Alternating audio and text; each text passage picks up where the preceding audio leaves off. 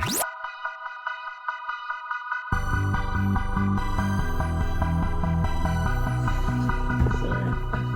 should all be in. This is unedited. All right. Okay.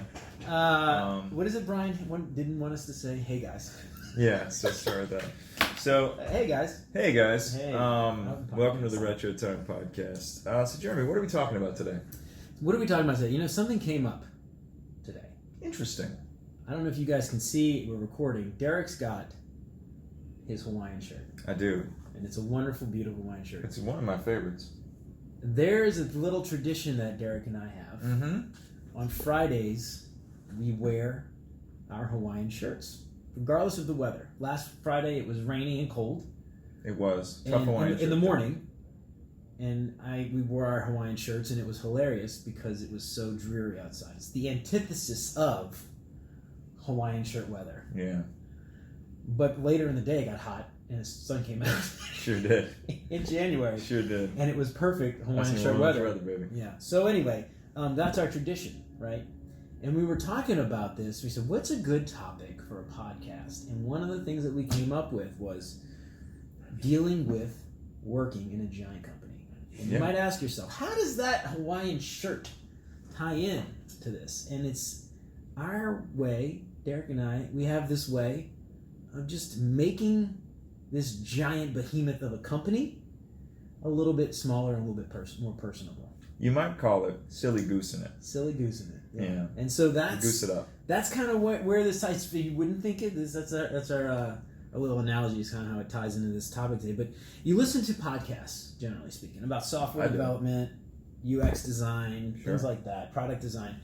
Pretty much everybody is talking from the perspective of working at an agency that, like, you know, customers hire them to build their software, or startups that might be like internal, or you know, but they're usually commercial type applications. You never really hear people, you know, generally speaking, I'm sure there are podcasts like, but talking about working at a big company, building software for that company, like internal software teams. Right. And it's something that Derek and I feel is not really, you know, people don't talk about that very much. You know, there may be reasons for it. You know, maybe folks who... It's not as interesting. Well, it may not be as interesting, but it also may be that things they're working on are private, you know. Yeah, perhaps. I would they're internal, things like that. The interesting part, because I do think what we're working on in a big company is quite interesting. But for sure. So anyway, that's what we're talking about today. Getting ahead. Yeah. Getting ahead, thriving. You know, in a company like that. Because a lot of times I feel like a lot of the people that I know that have worked at big companies, they either do really well and they get promoted, they get up to like higher levels, or they say, screw this, I'm out. I'm going I'm going back to the startup world where I can actually have some impact. And so that's, I think a lot of things kind of comes down to is people working at big companies a lot of times feel like they really can't make an impact. And, you know, humans, generally speaking, like to make impacts on things and you know, leave our mark and things like that. And it's hard to do that. We spend a lot of time here every day. You know, you spend a lot of time at your job. Absolutely. You spend a lot of time. You want to be productive, but you also want to make sure you're making an impact, like Jeremy said. Leave your mark and, you know, have purpose in what you do. So it's hard to do that at a big company for sure. So that's the thing. You know, let's talk a little bit about, you know, the differences, because there are differences working at a startup versus working at a big company. I used to work at a startup before I came here. We did enterprise software, but we did it at the startup level, right? Smaller company. It was like 6 of us, 5 or 6 of us, and there was 7 at one time. And it was amazing, like how fast we could get stuff done. You know, there wasn't the bureaucracy that you see in like the big companies. We didn't have meetings with 18 different people on the phone, all leaders of some other bigger team. You know, everybody was in the same office. We didn't have to deal with people all over the world in different time zones. It's amazing, actually, when I came to, I used to go to the gym, little anecdote. I used to go to the gym every day at 1:30. And everybody knew. During the day? During the day. I used to go every single day. If I didn't work out, I would just sit in the hot tub. That's when they'd schedule all the important meetings. Yeah. No, the thing is, there were no meetings. There were no meetings. And if there were meetings, it was just 1 or 2, maybe a week. A meaningless culture. We just did our work, right? Because there were so few people to meet with. Sure, we were all I in guess the same office, right? And then when I came to GE, guess what I stopped doing? Going to the gym. Going to the 1:30, gym. Yeah. Because now it's like my day is literally nothing but meetings. You know, and that's Professional interesting. meeting. Yeah, I'm literally You're a PM. professional meter. I'm a PM, professional meter. You're a meter. Association. I could start that group. Anyway, You should. so those are some difference. So startups, they're very fast, small teams, very efficient, very scrappy. You don't have to ask permission; just go and do it. You don't have to deal with all the security kind of stuff that a big company does. But at the same time, there are no benefits. The pay sucks. The hours are long. If you're lucky, you might get sweat equity, which could be worth maybe nothing, or it could be worth a lot. So you have no idea. It's a gamble.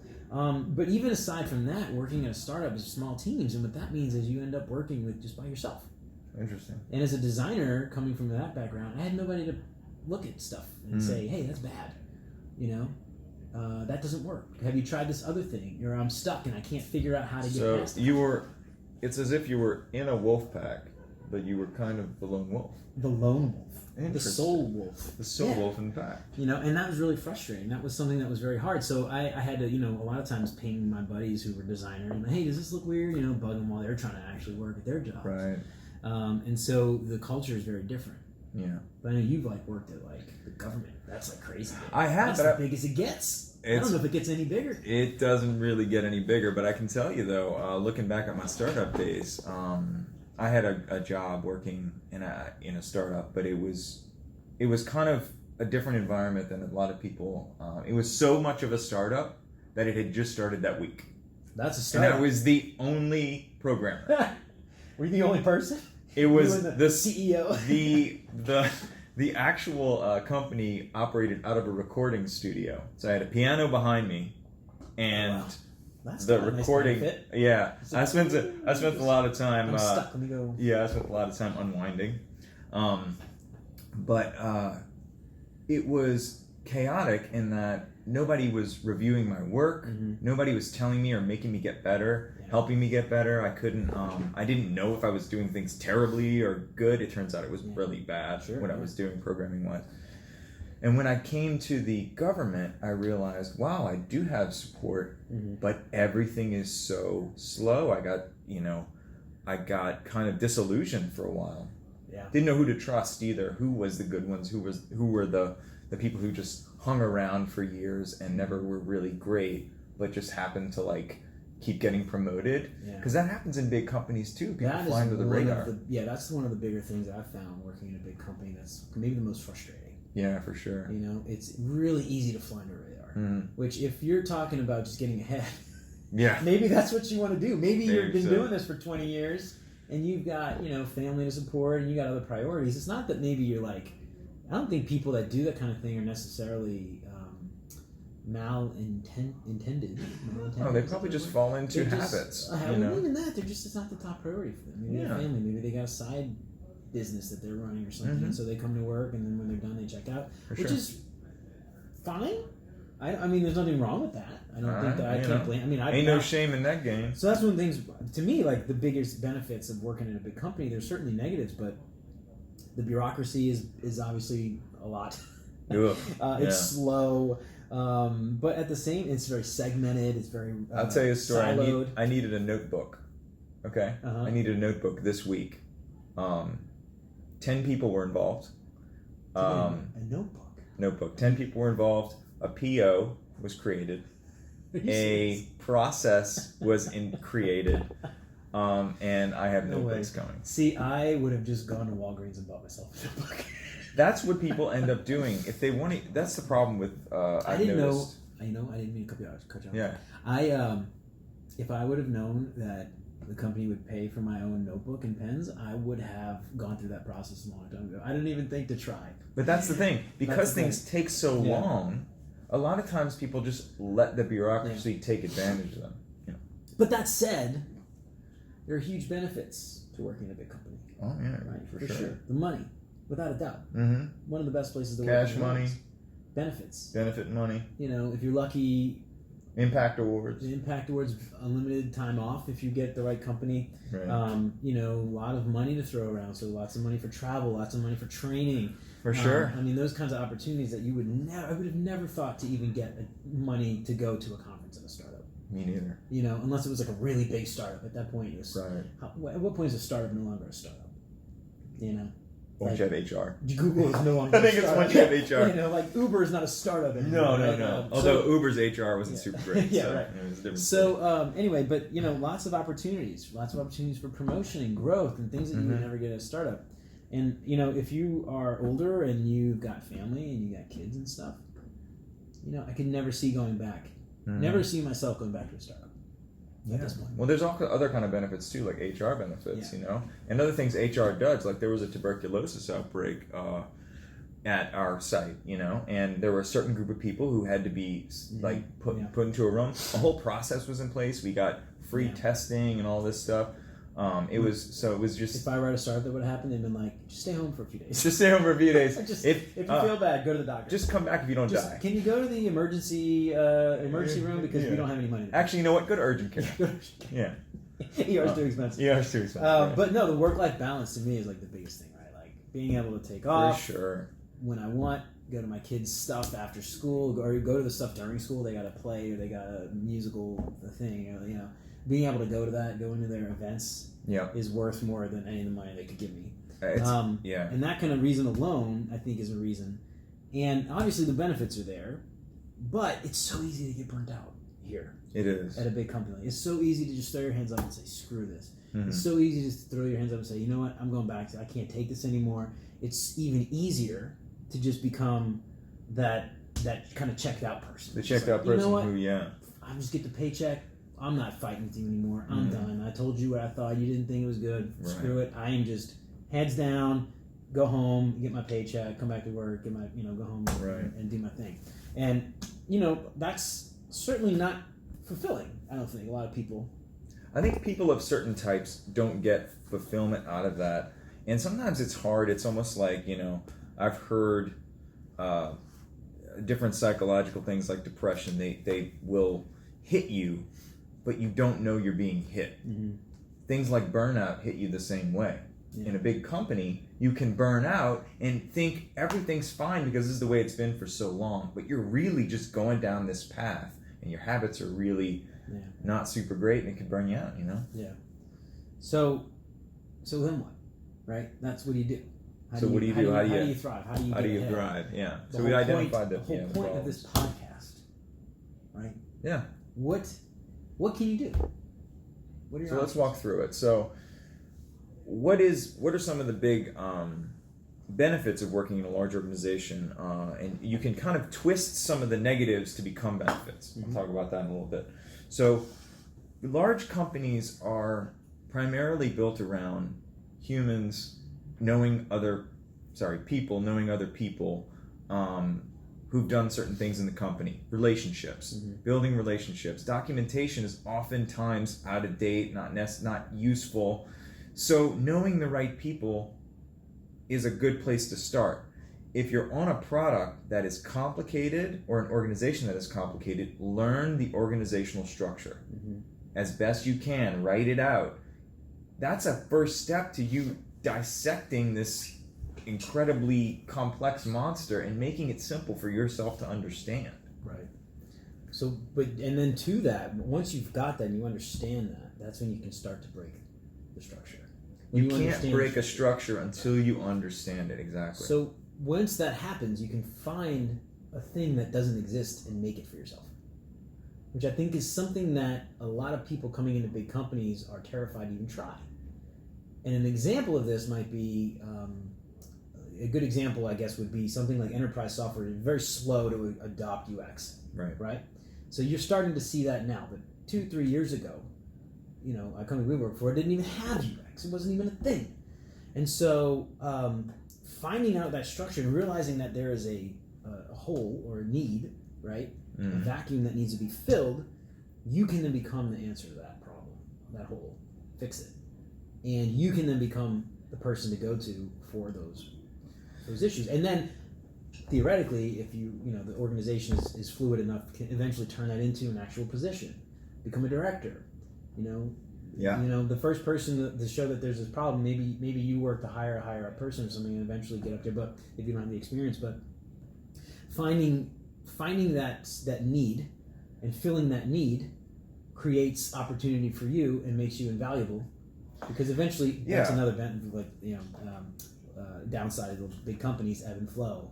They hire, they fire, they lay people off at some point, cycles and stuff. So business cycles come and they go, and you need to be a linchpin. You need to be critical enough that you're not one of those people that get laid off, which is sad to think about. Because, in a lot of sense, if you're in a company that has a loose organizational structure where they, like, one person has a lot of direct reports, it's not clear what the lines of responsibility are, you can thrive in that organization by taking advantage of the fact that certain things aren't getting done as well as they could be. Right. You can go insert yourself, help the person who you believe is responsible get it done, then you learn their job. Yeah. All of a sudden, you'll get known as the person who knows how to do that thing, and you'll know how to do that thing, which is beneficial. You'll learn whatever it is. Like, for instance, if it's finance, if it's if it's architecture, if it's programming, if it's UX, if it's project management. If you see a lacking, go fill it. If you're in an organization that is more rigidly structured, where there are responsibilities clearly set, and you're here to do your job, then you have a different kind of directive. Your directive is to do whatever you're doing as well as you can, and still understand the structure of the organization to know how to navigate it. Right. Or if you don't like that structure, go to an organization that has a different one. The next thing I would say that leads from that is you can't navigate that HR structure, that organization, without building relationships. You can't. It's like the key thing. It's almost to me like the basis for all this. Like, navigating a big company like this is only possible if you work with other people in it. Yeah. You can't do it by yourself. And one of the interesting things that, like, my dad actually always said this. He used to work for GMAC, which is a big financing wing for General Motors. Okay. Big corporation, so he worked there too. And this is something he always said, and it stuck with me. It's if you want to get something done, take someone to lunch. And that's like in New Orleans, that's like a big thing. Meals are a big thing, right? So we're in New Orleans, going and having a meal with somebody is like the most intimate thing that you could do.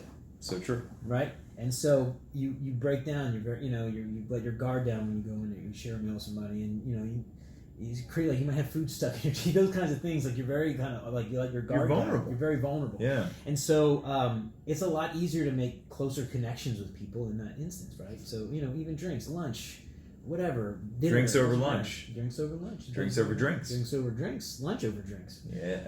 Those kinds of things. It's interesting though. Like, and I think we're like very in New Orleans. That's like our culture. But a lot of cities, New York, or big cities, people are very closed off. They're not like open to meeting different people, new people that they didn't know before. It might not be something that they think of immediately. Whereas like maybe in New Orleans, it's obvious. Like, go get coffee with them and just talk it out, man. Like, why are you guys? What's your beef? Like, let's just go have lunch and just like talk it out. Much more casual. Yeah, I think so. And when you keep things casual, a lot of times people will open up quicker. They'll try to help you as best they can. And getting the hard stuff done usually involves trust between one or two people, or maybe three if you're trying to coordinate things between three groups. That trust can't be built over Skype calls, over quick telephone conversations. Everybody go around and say your name. Yeah, it just go around and say, oh wait, sorry, the Skype cut out. Yeah. Oh yeah, oh man, Skype always cuts out. Like you can't build relationships that way.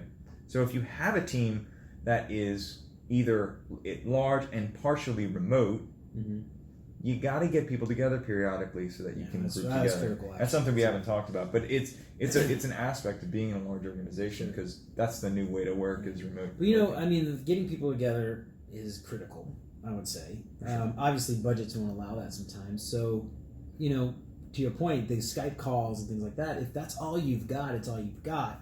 Use the best tools you have to solve that problem. Put your camera on. Yeah. Put the camera on. Sure. And just start, let people see you. Let people see your hair messed up. You're working from home that day. Let them see, your pajamas. I don't know. The more vulnerable you seem in situations where you're trying to gain that trust, the more likely other people are to be vulnerable with you. I think that's a big. One of the other things too that I think a lot in big corporations, one of the things people end up not bringing to work is a personality. Interesting. Like think about this. Some big companies. I don't know what every company is like, but a lot of companies have like rules around what to put on your desk. Like you maybe one or two private pictures, personal photos or something, but you can't put like fun stuff to, that kind of shows off your personality, like comic books or whatever. So you want everything like clean and all that stuff, which is crazy to me. But if that's what you're working with, you got to work. Wear a silly shirt to work, or like if your dress code allows it. But those kinds of things, like letting your personality out, to me, kind of it opens you up. Other people can then come and like they feel like they want to talk to you. It brings other people kind of into your sphere. Those kinds of things. If you're remote, you got a tiny little house at your desk. I'm telling you, and every time I go over there, it's like I feel like I'm coming to visit you at home. Pull up a beanbag. Pull up a beanbag. No, I mean, it makes me, makes people feel comfortable coming and talking to me because, our stuff is hard, man. It's confusing, and the stuff that we're working on is really complex, and people get intimidated. They feel like they feel stupid because they don't know it. I don't know half the crap I'm talking about most of the time. It might sound like Cut that. But it's true. I'm using like the logic I built up over time to assume certain things or infer certain things that I think are correct, but I don't have 100% of the answers. So like it helps. I think people coming, help with people coming to you. But aside from that, let's talk about remote, because big companies generally they'll end up dealing with remote people. Sure thing. Like small talk, man. Small talk.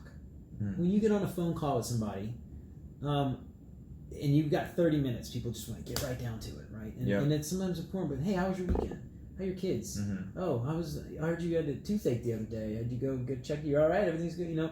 How's your dog? Oh, I heard your dog got sick. You okay? Your kids are doing all right. Oh, I heard your kid, graduated high school. Just normal human conversation. Just little things like that. You'd be surprised how, like, we work with people at one point, Saudi Arabia, Dubai, America, Mexico, Singapore, Budapest, Scotland, Hungary, Scotland, all in the same conversation. Brazil, all in the same, phone call. Yeah. Like, how do you connect with those people to get work done?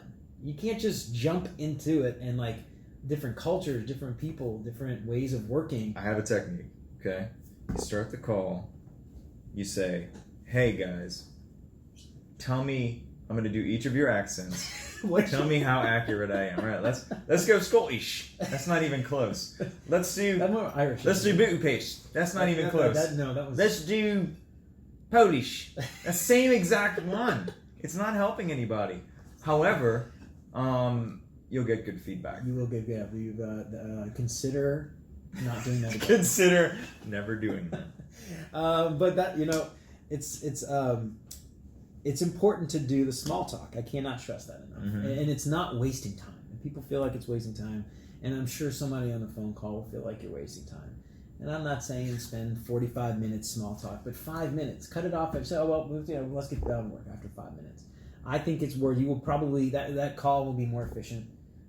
And you'll probably get more done spending those 5 minutes breaking down loosening the tension. Because a lot of these calls, they end up being tense. They're very...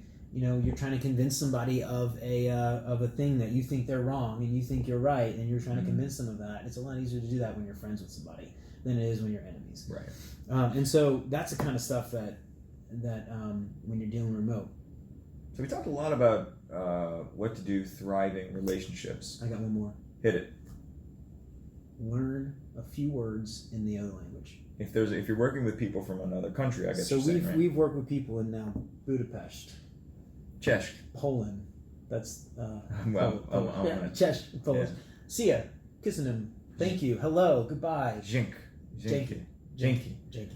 I'm getting pretty good. You're getting good at it. I'm getting so hello, goodbye, thank you, sorry, excuse me, talk to you tomorrow. Those kinds of things go a long way, and like I can't tell you enough, like how many people from Hungary and from Poland have expressed how like happy they are that we have tried to learn a few words. Yeah, it's a big thing. I mean, write it down, put it on a sticky note, and put it on your monitor. Hello, Czech. Goodbye. Dzień dobry, like good morning, dzień dobry, like those kinds of things. Yeah, jaka szkoda. Yeah, just put it up there. and reference it and just type, those kinds of that things. Extra effort. It goes a long way, man. And people just, you get down to business and you're all business.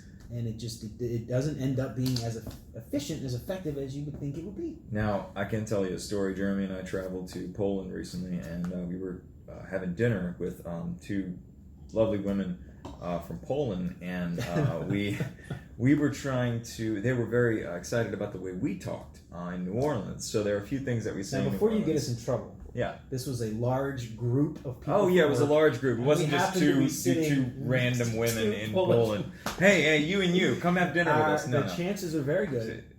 My wife will hear this one. Yes. So, Amy, this was a work dinner. We can confirm it. There are pictures. So, we're sitting... all of us together. All of us together in a room, and there's probably video of us doing this. So, we're talking to them. We're trying to explain to them how to say things like, how's your mom and them? And then they would try to say it back. Where you at?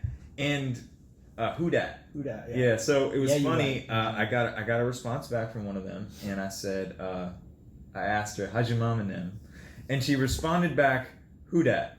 Which is an incorrect use of that phrase, but it warmed my heart. It made me think like, oh man, she remembered our conversation. Yeah. We connected at that time, and now we'll always have a better working relationship because of that. Absolutely. And people will remember that, and I guarantee you they will remember that over anything else that we ever talked about for work.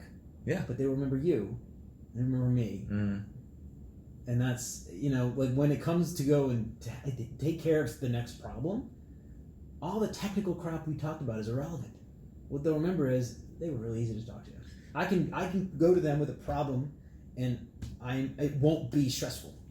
You can feel comfortable. Yeah. You're trying to make, especially if you're a position of power or a position of strong knowledge in the product, make people feel comfortable with you. Go sit with them. Ask them how they're doing. Because people listening to this may not be new.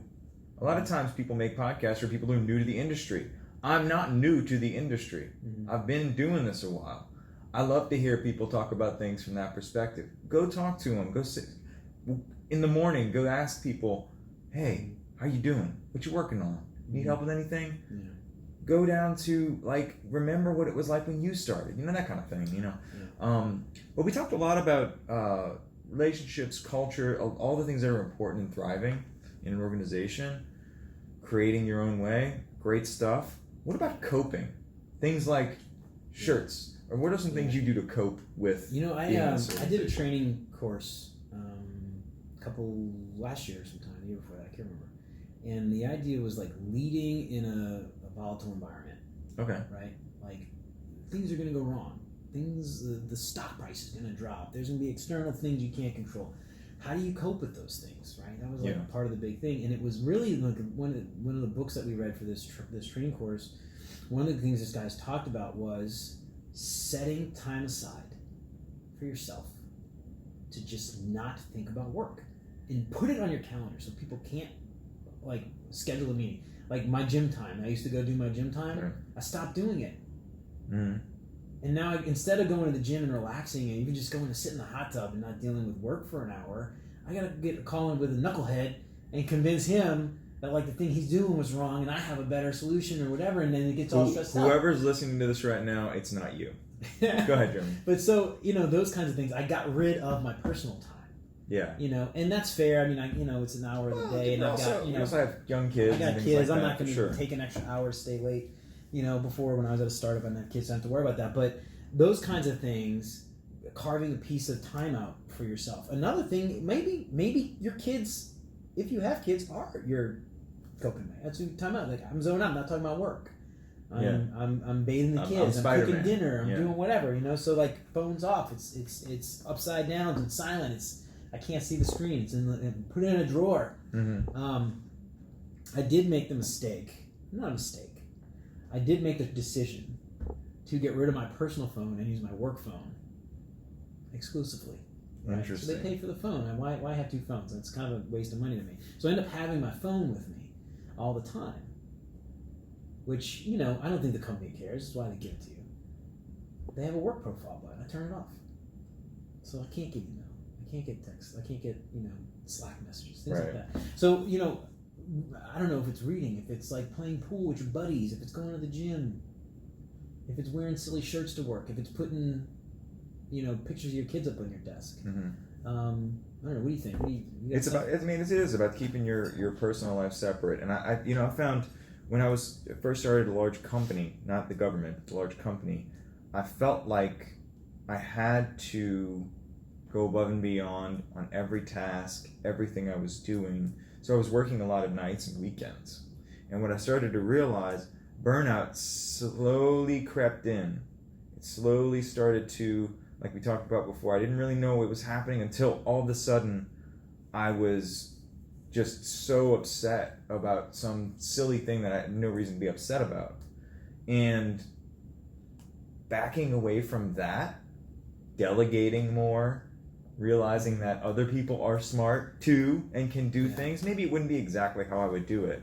Accepting your limitations and taking time for yourself is the best way to cope. You just brought up a really great point that I think a lot of people don't think about, especially in a big company. Being at a startup, you're the only one that can do it, right? When you go to a big company, there are 20 other people that could literally do what we do. Yeah. Ask them for help. There is no reason why, and this is sort of one of the negatives and advantages of of working for a big company. They move very slow, so generally speaking, your deadlines are never going to be tonight. It's never going to be closed business. I used to work in an ad agency. They'd call you at 2:00. I need this thing by the end of the day. Right. Never would that happen here. You're talking months in advance. You know when deadlines are. Set your time up, and if for some reason you can't, something comes up, ask somebody for help. Don't be afraid to delegate. You don't have to be a manager to help to delegate. I got too much on my plate. You think you could help me with this? I'll help you with something next week if you need help. Those are the kinds of things, working on a team of people, we're not the only engineers. We're not the only designers. That's an advantage. Use it. Yeah, I would agree. And other people, and the people you work with, we talked about relationships. The people on your team are your assets too. They're not people who are trying to slow you down, stop you from doing your job. They're there to help you. That's why they're there. Yeah. You don't want to work weekends? Get some help. So one of the topics that I think we have on our list to talk about soon is something. What do you call it? Oh, man. Not sure. I don't know. Imposter syndrome. I was about to do this. You did it. It worked. Imposter syndrome. There you go. So it's very important. I can't remember what. Forgetfulness. So imposter syndrome is really big, and so I feel like when people come to a big company, especially when they're new, they don't want to look like they don't know what they're doing. That's for sure. Right, and that is when you're afraid to start passing stuff off to them. Like, well, if I knew what I was doing, I'd be able to do this faster. Or if I knew what I was doing, I wouldn't be taking so long. If I knew what I was doing, I wouldn't need to ask for help. Bullshit. I think that's the thing that I learned that really made my career change, is when I started to feel comfortable saying, I don't understand.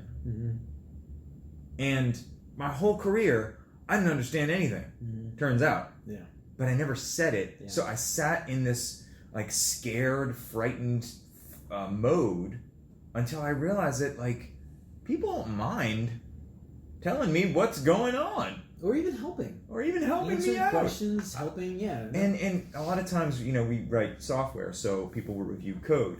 People are scared to give their code for review a lot of times. And it makes sense because sometimes they'll get feedback. They're like, oh, I didn't want to make a mistake. I don't want to make a mistake. I'm not going to. That's okay. Yeah. Just say, oh, I didn't understand. Interesting. Yeah. Oh, that's a good point. Oh, God, interesting. I didn't understand that. So, and in my world as an architect, there's so much stuff that changes every day that I have to understand something new all the time. So if I don't know something to the T, I gotta go with an I don't understand. A lot of times when I'm talking to Jeremy about the process of the business, he'll start off and I have to kind of stop him. That's going too fast for me. I've been doing this a while, and it's going too fast for me. So people who are new, I cannot even imagine how it feels to be introduced to some new concept or something, Yeah, so anyway, complex as some of the big things that you work on at these big companies, they're not simple.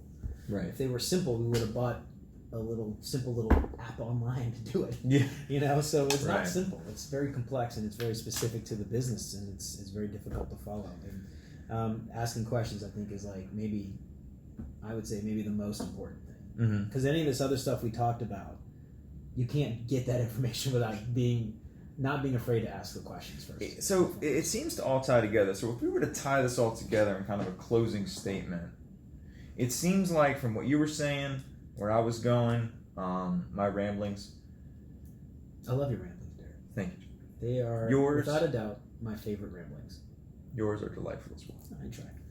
So if I was to close it up, building relationships with other people in your organization creates comfortability, creates trust, makes it so that asking questions is simpler. There's a simpler road to getting the answers you need. Not as intimidating. Not as intimidating. You're trying to reduce intimidation while increasing your knowledge. Mm-hmm. That is all you're trying to do. And by doing that, your worth and your value. And if you can be a little bit of a silly goose while you do it, wear a silly little shirt, do a little dance, make a silly jingle make a little about the company culture. Yeah. So yeah, those kinds of things. I can't stress enough. To me, the easiest way to get ahead in a big company like this, or even thrive, not get ahead necessarily, but be yourself. Because if you work for a company where you cannot be yourself, you don't belong at that company. Frankly. So true. Like if I couldn't be myself at this company, I would not be here anymore. I'd find a company where I could be myself. And preferably a good one that has really good benefits and things. A lot of times you find people to work with too that makes the day go by a lot faster. So, look, thank you, Jeremy, for inviting me in. I know it was. I was just walking by and you just said, "Come on in." I got have this a talk. thing. I got this thing. I know Derek wants to hear it. Yeah, it's weird how that always seems to happen. It's strange. And there was this microphone set up and this camera and stuff. I don't know. So, anyway. Hey, Derek. Yeah. Good chat. Good chat. Bye, everyone.